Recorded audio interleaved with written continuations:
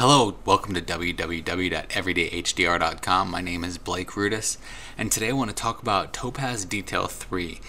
It was just released earlier this week, and it's been a great addition to the post-processing world for whether you're an HDR photographer or a regular photographer. You can add some immense detail and do a lot of post-processing work with Topaz Detail 3.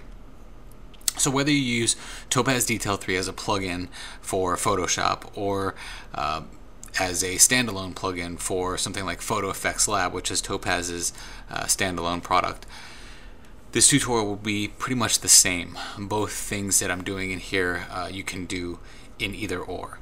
So the first thing I do with my Topaz Detail 3 workflow is to duplicate my layer in Photoshop. So I'm going to go ahead and click on this background layer here and duplicate it and go to Filter, Topaz Labs, and Topaz Detail 3.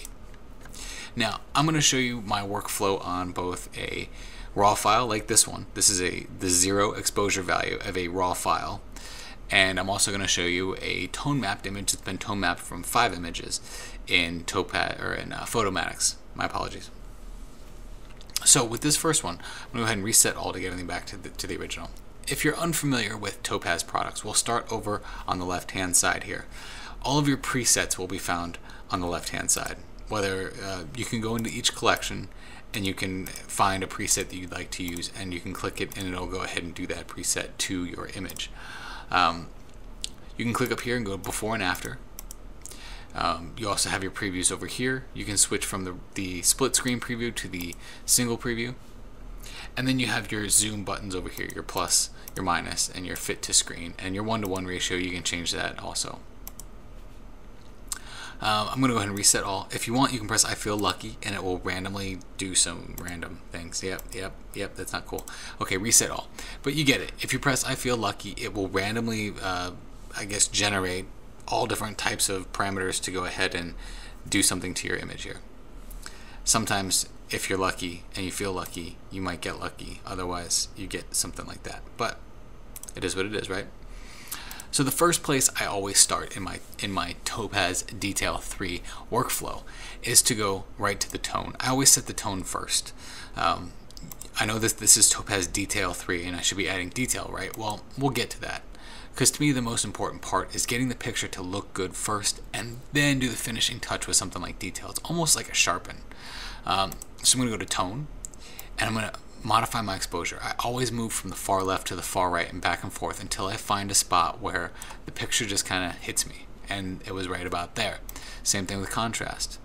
I kind of like what happens when I go all the way to the right there. It's kind of stylistic, but not what I'm going for here. I'm going for a good post-processed image.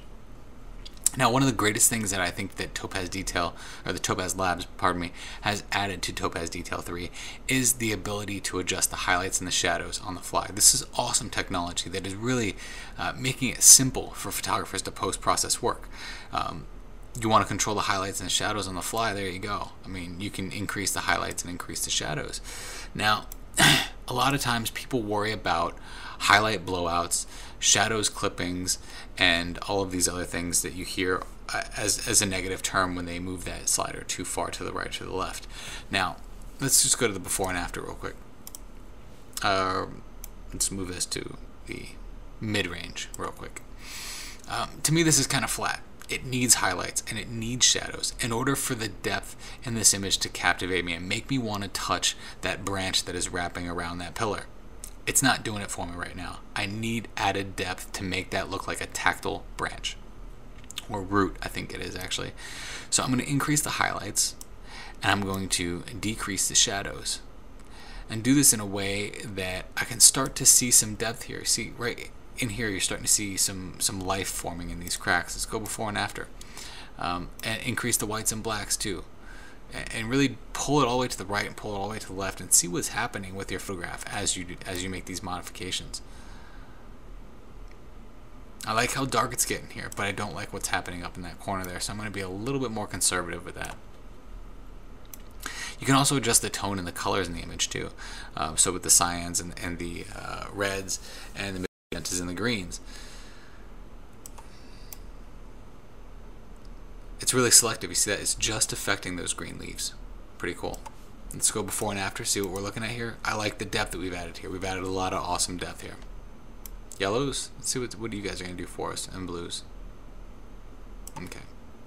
Now you can also go to the color and adjust the white balance as well. I think that this was looking okay at 0, so we'll just leave it at that.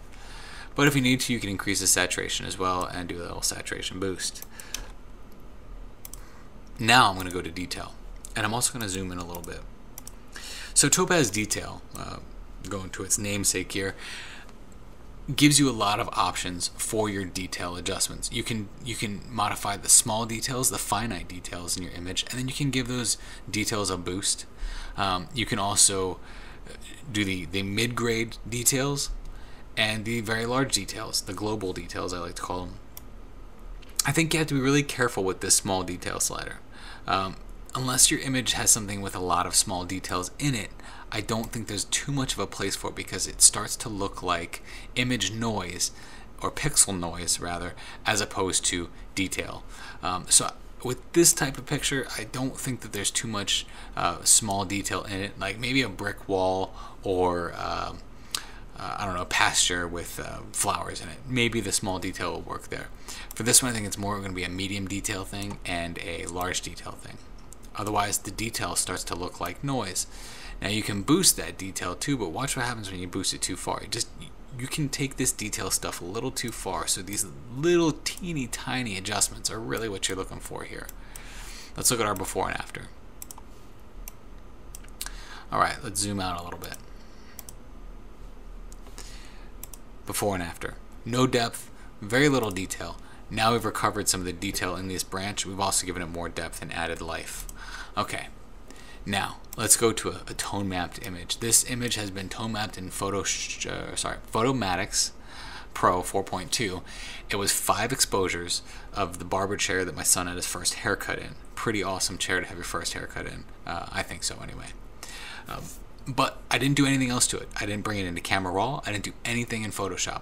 All I've done is tone mapped it. Now I'm bringing it right here into Topaz Detail 3. Now, if you look at this picture, I don't like to do a lot of really extensive light and dark modification in Photomatix while I'm doing my tone mapping. I like to leave that for post-processing. Let's reset all right now. I like to have an image that's not too dark, that's not too light, and is not too stylized.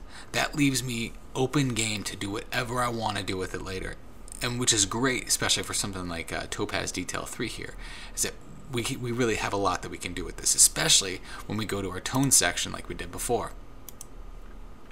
So in the tones here, I'm going to go ahead and increase and decrease the exposure until I get it just right. I'm going to move a little bit faster with this one than I did last time.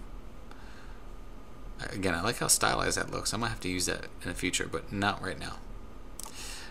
Highlights, those are highlights. I want them to be highlights, right? Shadows, yep, bring those areas back. See, this is a black matte. It should be a black matte. It's not a gray matte, it's black. If you've ever gotten your hair cut at a barbershop, you know that that's a black matte. Now, with that fear again of clipping your shadows or blowing your highlights or whatever it is, don't worry about it.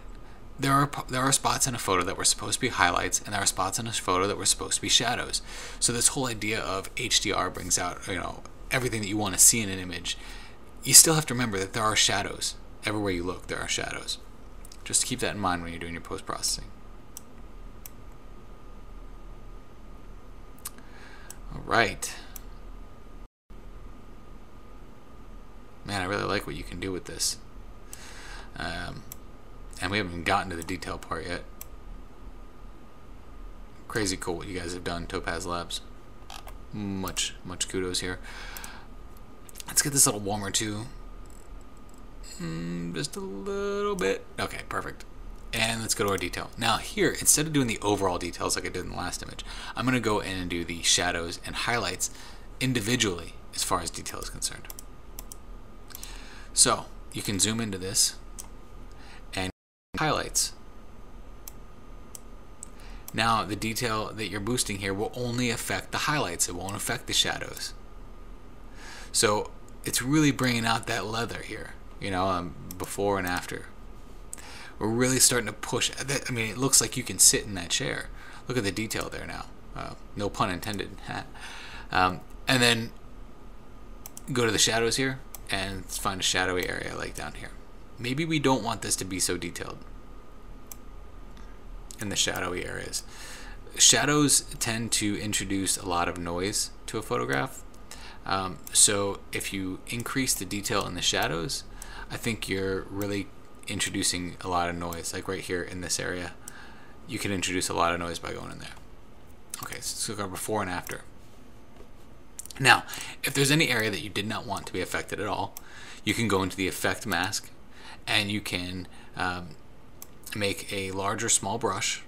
You can go into the strength of that mask and you can start hitting areas that you didn't want to be affected by any of this if you wanted to. So it's just like doing the masking that you would do in Photoshop later. The flow is going to affect how strong that mask comes off. Brush size. See, to me this floor is a little bit too detailed, so see how I'm just hitting that floor and all the detail in the floor is starting to disappear a little bit.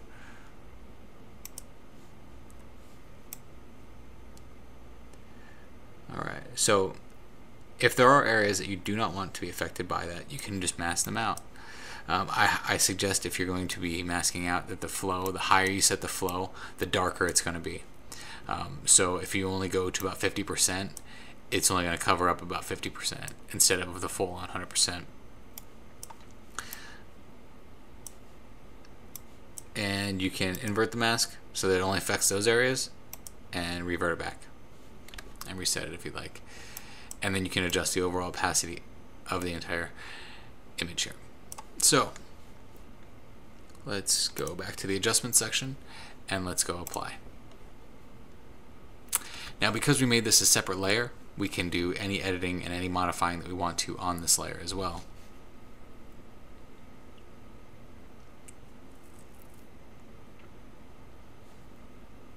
Nope. When you press apply, I guess I should have gone over that one. When you press apply, it applies all of the settings currently to your image, and then you can reset all of the settings and all the work that you did on that photo will stay, and then you can continue to add more modifications to it. When you press OK, it brings you back into Photoshop. So if we look at our history palette here, you can see the before and after. Now, I forgot to duplicate the image, but it's not the end of the world. If I want to duplicate the image, I don't have to go back and then go into Topaz Detail and do it all over again. So here I am. I forgot to duplicate the image. What do? I can go back into my history palette, press Control J, and then press Control F, and that will run the last filter that was put on that image. So that's Topaz Detail in a nutshell. It's more than just a detail adding program, and that's really what I wanted to highlight here because I use it for more than just my the detail in my images. I use it for the entire image as a whole. So I hope you enjoyed this tutorial. Hope it helped you out a little bit, and know that this program is extremely powerful. You can use it for post-processing and for detail addition. Hope you enjoyed it. Take care.